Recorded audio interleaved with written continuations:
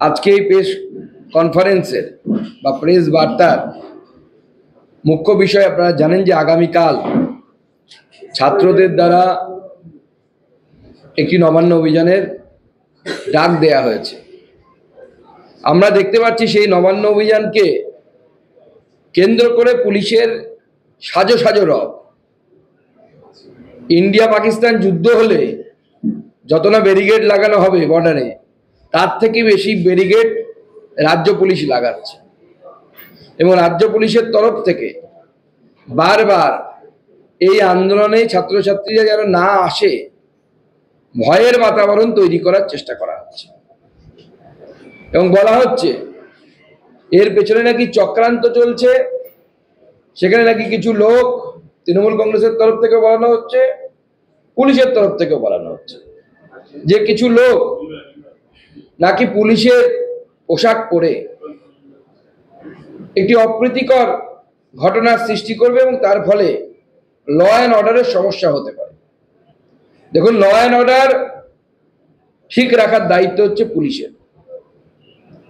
IG law and অর্ডারের দায়িত্ব press conference করা না, তার দায়িত্ব ল অ্যান্ড অর্ডারটাকে ঠিক রাখা।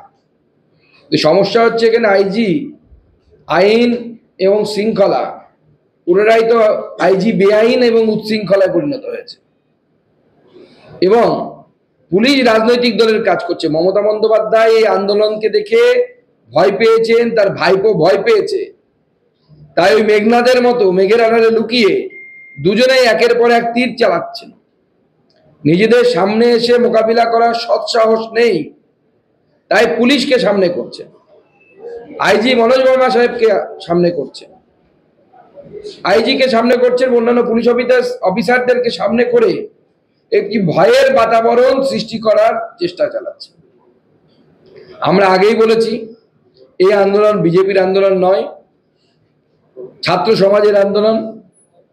বিজেপির এই আন্দোলনের প্রতি সমর্থন আছে, শুধু এই আন্দোলন না, এই ধরনের গণতান্ত্রিক যে কোনো আন্দোলনের প্রতি যারা মাননীয় মুখ্যমন্ত্রীর পদত্যাগ চাইবেন বা নির্যাতিতার তিলোত্তমার ফাঁসি চাইবেন, এই দুষ্কৃতীদের ফাঁসি চাইবেন, তিলোত্তমার দুষ্কৃতী যারা আছে, তিলোত্তমা কাণ্ড যারা ঘটিয়েছে তাদের ফাঁসি চাইবেন, তাদের শাস্তির দাবিতে যারা লড়বেন, তাদের সকলের আন্দোলনের প্রতি বিজেপির সমর্থন থাকবে এবং সেই সমর্থন প্রয়োজনে আমরা দলমত নির্বিশেষে সকলকে দেব। তাই আমাদের এই আন্দোলনের প্রতি সমর্থন আছে অন্যান্য আন্দোলনের প্রতি, কিন্তু আমরা এই আন্দোলনের উদ্যোক্তা নই। আমরা আগেও বলেছি, এখনো বলছি যে আমরা এই আন্দোলনের উদ্যোক্তা নই। কিন্তু যেভাবে এখন তো পশ্চিমবঙ্গ পুলিশের অদ্ভুত দেখছি, ভিডিও অন ডিমান্ড, যখনই প্রয়োজনে একটা করে স্টিং অপারেশন করে ভিডিও বের করছে। আমরা মনে করি এই ভিডিও সত্যতা যাচাই করা দরকার। আমরা এই ভিডিওর বিরুদ্ধে আইনি লড়াই লড়ব। আমাদের মনে হয়েছে এই ভিডিও মত ইচ্ছে করে তৈরি করা হয়েছে ছাত্র সমাজকে ভয় দেখানোর জন্য, যেন ছাত্র সমাজ এই আন্দোলনে অবতীর্ণ না হয়। কিন্তু ভয় দেখে এইভাবে গণতান্ত্রিক আন্দোলন দমন পীড়ন করা যাবে না। আমরা অতীতে দেখেছি সিভিক ভলেন্টিয়ার যাদের কোনো আইনগত জায়গা নেই, তবুও তাদের হাতে লাঠি ধরিয়ে দেওয়া হয়েছে, তাদেরকে দিয়ে লাঠি চার্জ করানো হয়েছে বিভিন্ন গণতান্ত্রিক আন্দোলনে। শুধু বিজেপির আন্দোলন নয়, অন্যান্য রাজনৈতিক দলের আন্দোলনেও করা হয়েছে। এবারও কি এই ধরনের ঘটনা ঘটানো হবে, তাই আগে তাকে দায়ভার অন্য কারো ঘাড়ে দেওয়ার জন্য এখন থেকে অন্যদের প্ল্যানিং করে কি চিৎকার করা হচ্ছে, যাতে প্রকৃতপক্ষে যখন ঘটনা ঘটানো হবে পুলিশের তরফ থেকে এবং তৃণমূল কংগ্রেসের তরফ থেকে যেন দায়ভারটা নিতে না হয়, তখন যেন বলতে পারা যায় যে আমরা আগেই বলেছিলাম বিরোধীরা এরকম করবে, বিরোধীদের চক্রান্ত, বিরোধীদের কুৎসা।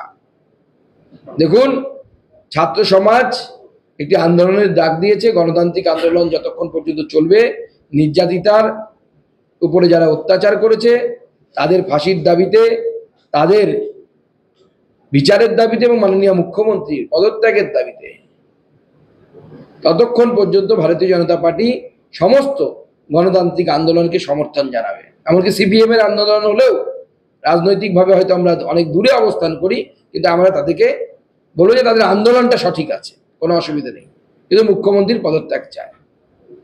এবং যদি ভাবে পুলিশ যে এইভাবে ভয় পাইয়ে ছাত্র আন্দোলনকে ধ্বংস করা যাবে, ছাত্রদের উপর অত্যাচার করা হবে, ছাত্রদের উপরে যদি লাঠিচার্জের একটাও ঘটনা ঘটে, প্রয়োজনে বিজেপি আগামী দিনে নবান্ন অভিযানের ডাক দেবে। প্রয়োজনে বিজেপি নবান্ন অভিযান করবে নিজের ব্যানারে আলাদা করে, উপযুক্ত সময় নিয়ে দিয়ে এবং পুলিশকে জানিয়ে বিজেপি নবান্ন অভিযান করবে। তাই পুলিশকে আমি অনুরোধ করব, মমতা বন্দ্যোপাধ্যায়ের ঢাল হিসেবে ব্যবহৃত হবেন না। গণতান্ত্রিক পদ্ধতিতে আন্দোলন, সেই আন্দোলন আপনারা চালাতে দিন। এরকম তো অনেক ভিডিও পুলিশ বের করছে, কিন্তু পুলিশকে আমি প্রশ্ন করব, সেই ভিডিওটা দেখেছেন কি, নাকি সেই ভিডিওটা মত বলবেন। যে ভিডিওতে আমরা দেখতে পাচ্ছি যে যেখানে ক্রাইম সিনের এলাকা, অর্থাৎ যেখানে ক্রাইম সংগঠিত হয়েছিল, সেই সেমিনার রুম তো মনে হচ্ছে মেলার জায়গায় পরিণত হয়েছে। পুলিশের উপস্থিতিতে ডাক্তার ঘোষ ঘুরে বেড়াচ্ছেন, তার সাঙ্গ পাঙ্গ নন্দী ভিঙ্গি ভিরিঙ্গি সবাই ঘুরে বেড়াচ্ছে সেখানে। কি ক্রাইম সিন এরকম হয় নাকি করুন? আর সিবিআই এর উপর প্রশ্ন তুলছেন। এখন আপনারা যদি ক্রাইম সিনকে মেলায় পরিণত করেন, লোক যদি সেখানে বারবার যাওয়া আসা করে, তাহলে পরে সেই ক্রাইম সিনে কি কোনো তথ্য প্রমাণ উপযুক্ত থাকে, তথ্য প্রমাণ ইনট্যাক্ট থাকে?